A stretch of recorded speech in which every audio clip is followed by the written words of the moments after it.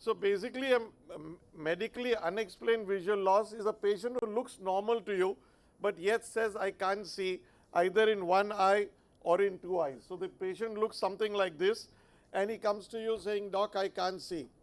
So, your first thought is if you shine a torch and you don't see a cataract, you want to send him to someone else. But there could be very many causes right from the front to the back. So, let us go layer by layer. If we remember our layers, we start with the cornea and end with the optic nerve and the brain. So, it's quite a common problem in ophthalmology. Most of us are likely to encounter this problem in our practice. It generates a large amount of anxiety in the patients and their carers because the eye looks normal and yet the patient is saying they can't see. And unfortunately, and it should not be in every case, it consumes a large amount of resources because you go to CT scans, MRIs, expensive neurologists and so on. Let us see if we can focus on where the problem is. Important is the refractive surface and the media. Is it there? If not the media meaning the cornea and the lens and the aqueous humor and the vitreous humor, that is the media. The refractive surfaces are mainly the cornea and the lens. So, is it somewhere there? If it is not somewhere there, could be somewhere behind like the retina and the choroid could be causing it. Can we rule out these and then perhaps it could be the optic nerve, if not the optic nerve, somewhere a little behind the optic pathway, and finally could it be non-organic if all these have been ruled out. So, all these things you can do sitting in your clinic. So, let us start with refractive or media causes. So, irregular astigmatism, oil drop cataract, a small cataract in the center of the eye and of the lens, and what they call an oil drop cataract, as if there is an oil drop in water, or some occult corneal disease. So, how do you evaluate? Simple test is a pinhole. If you put a pinhole, it comes with every trial set, it is seldom used. If you put a pinhole there, if there is an irregular astigmatism, if there is any other refractive error which you are unable to catch, with a pinhole if the patient's vision improves, that means there is a problem somewhere in the media or in the refractive surfaces. Again, it is important, see we check near vision only when we want to give near vision glasses, but you can check near vision even in a younger person. Check the near vision, try and do retinoscopy yourself. It is a simple tool. If you have a direct ophthalmoscope, just another attachment on it can give you a retinoscope. You can have a streak, you can have a dot, you can even have a plane mirror, but for that you need that bulb which nobody has. If you do not have anything, do a direct ophthalmoscopy from a distance. So, distant direct ophthalmoscopy. Remember that color vision, if you have a color vision book, and I urge everyone to keep a non-expensive color vision, Ishihara's test plates, pseudo-isochromatic test plates are not expensive. So, color vision is not affected by refraction. If the patient has a keratoconus, if the patient has irregular astigmatism, he's had a badly done LASIK, color vision will be normal. It's not affected by media opacities. If he has a oil drop cataract, he's not going to, the color vision is going to be normal. Retinal conditions, the color vision is going to be normal. So, color vision will tell you straight away whether it's an optic nerve condition or not an optic nerve condition. So, these are all clinical things in the office. You may or may not have access to corneal topography, you have access to refraction. So, if you do have access, you can confirm it by a corneal topography, because topography will tell you whether the bow tie is regular, irregular, or it's very haphazard. Simple things like a contact lens wearer who doesn't tell you that he's a contact lens wearer and comes with removing the contact lens half an hour prior, and you find that he can't see. Even when you put glasses on, he's not improving beyond 6/12. You will find out by putting a drop of tears on. If you do a corneal topography, it will be a very haphazard topo, because the Mayers are all distorted because there is dryness there and it's just been impinged on by a contact lens. You put a drop of tears and then repeat the refraction, you will get a good refraction, or repeat the topo, you will get a good topo. Of course, anterior segment OCT will help you. You can do aberrometries, you can do eye trace. All these are expensive gadgets, but my point to tell you that these are all confirmatory. But with basic simple tools, you can diagnose these conditions. RGP lens over refraction, again it doesn't cause, if you have a contact lens practice, again any irregularity of the corneal surface, you put an RGP lens, it masks that, and then you'll get the true spherical error -2, -3. So if you do an over refraction, that means you put an RGP lens and then do a refraction, you'll get to know whether there is a refractive error. It's a good substitute for topo. So you've now done this and you found that the patient doesn't have any refractive issues, there's no oil drop cataract, so the media is clear, refractive surfaces are okay. So now you're going behind. Could it be macular, retina, choroid? So simple history, metamorphosis. Many times patients, you don't expect every patient to have the same IQ level or intelligence level to tell you. He will tell you in simple terms, doctor, I'm seeing blurred. Go a little deeper into what does he mean. Perhaps he means he's seeing crooked, not blurred. Huge difference, because if he tells you he's seeing crooked, or he tells you that the windows which has got grills, he sees the grills crooked, or when he looks at the page when he's reading and he sees that the letters appearing crooked, that is not blurred vision, that is not media. If it's crooked, it is most likely metamorphopsia, which is macular cause. Visual field analysis, small scotomas if you find small scotomas randomly in the field, if you've done it yourself or you've got a good optometrist who's doing it, why would they be there? They would be there if there is some retinal cause, if there is some laser which has been done, if there are hemorrhages, exudates on the in the retina, then you'll pick up these isolated scotomas. Amsler's grid is something which we give patients to take home. Keep one with you, don't just give it to patients. Do it yourself over there. In any doubt, do an Amsler's grid. It is nothing except a small dot with either white or black lines or whatever on a background which is good contrast. And if he finds, if he can't trace, or if with his finger or a pen, he traces it in a haphazard fashion, you know that it is most likely a macular cause. Photo stress test. These are all big words for small things. You just shine a very bright light into the eye, and you know that when you shine a bright light, the rods and cones get bleached, the rods more get bleached. So the vision drops. But how long does it take for the vision to recover? Don't go by textbooks, you can do it yourself in your clinic and see how long it takes for the vision to recover for an average person.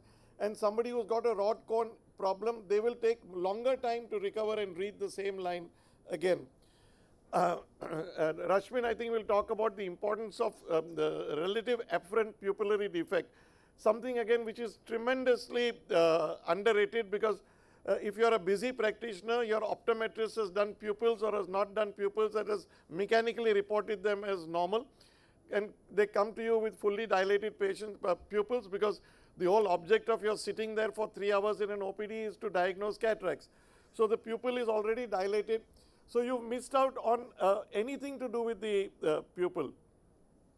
Yes, you can confirm all this, whether it's macular, retina or choroid, by doing additional investigations. In the old days, we used to do FFA, ICG, that's gone out now.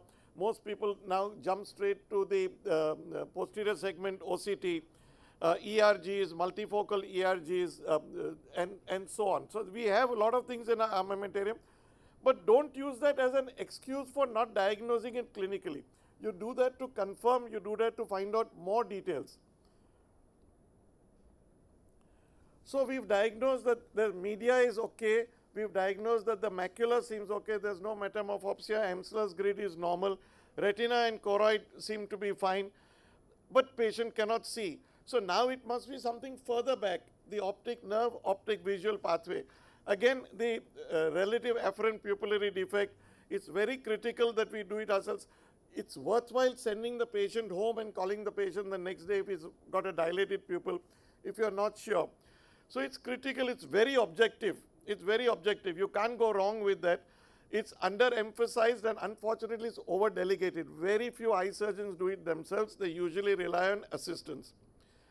Color vision, I talked to you right in the beginning. The Ishihara test plates, almost always affected in optic nerve disease.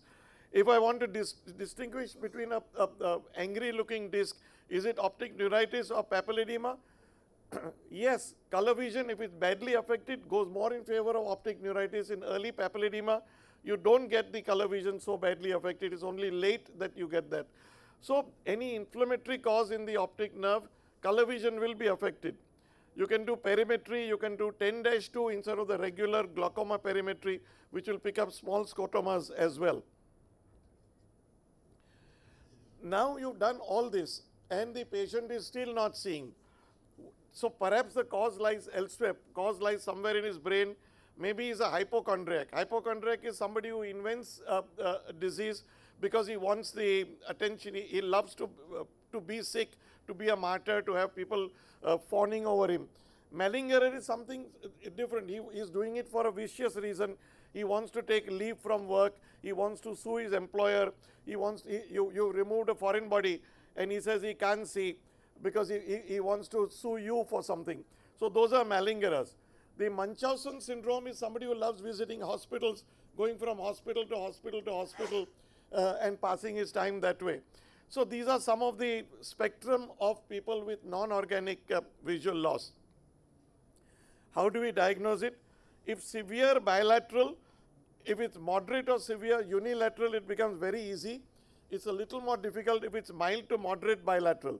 So we'll talk about each. And difficult if there is a non-organic and an organic on top. Means there is a cause for the vision loss, but he's faking the rest of it. Remember that visual evoked potentials. We love to send our patients for ERG, VEP.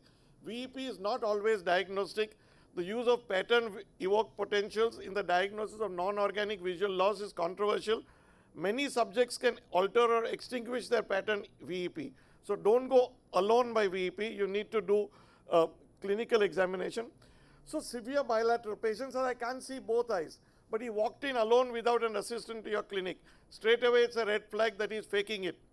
He's wearing sunglasses and coming in. Nobody who's bilateral blind needs to wear sunglasses. He doesn't have photophobia, he doesn't have vision. Why should he walk in with sunglasses? He's seen too many Malayalam movies. So, that's again a red flag. Can you continue? Don't worry too much about time. Optokinetic drum, something which is not expensive, but now it's found only in museums. So if nystagmus is elicited, what is an optokinetic drum? You see this drum, it's got a handle there. All you do is move the drum. And the patient, if you put it in front of the patient's eye, no matter how much he wants to fake blindness, he will follow the lines, and when they go beyond, his eyes will come back to pick up the next line again. So if you see his eyes darting this way and that way, if it induces a nystagmus, vision is straight away more than 3/60. Unless you rotate the drum very fast. If you rotate it more than 100 degrees per second, the brain gets fed up, thinking crazy fellow, and the eyes don't move. So imagine this patient who tells me that his left eye has unilateral vision loss, he can't see, my left eye. So what do? I do what is called a vertical prism test. I put the letter E at 6 meters. I put a 4 diopter prism base down in front of the good eye. So in front of the right eye, I put a 4 diopter prism base down. You know that light bends, the prism bends the rays of light towards the base and away from the apex. So if the left eye, my left eye is seeing genuinely less, I will see only one letter. It will be shifted down, but I'll see only one letter because this eye is not seeing. If I see 2 letters, one at this height and one at this height, then obviously he is faking it, he is seeing with both eyes. So the patient feels that when you put a prism here, he is supposed to see 2 letters. So he will tell you that I'm seeing 2 letters. Moment he says 2 letters, that means he is faking it. So it's simple vertical prism test. So to summarize, when evaluating a patient with unexplained visual loss, first determine where the problem is. Go systematically. Is it in the front of the eye, the back of the brain, somewhere in between, or it's not a physical problem? Use common diagnostic tools like color vision testing, direct ophthalmoscopy or retinoscopy if you have. Ask for the correct visual test. Must prove the patient has non-organic loss of vision. It's very bad to label somebody who's organic as non-organic. Vertical prism test helps me a lot. So don't get frightened with a case of unexplained vision loss. Don't rush to do CT, MRI. I have not asked for it at all so far. Or refer the patient to a neurophysician. Rule out organic causes in media, retina, visual pathway. Test in your clinic for functional visual loss, both unilateral and bilateral. Keep your questions for later. Thank you so much for your attention. Thank you.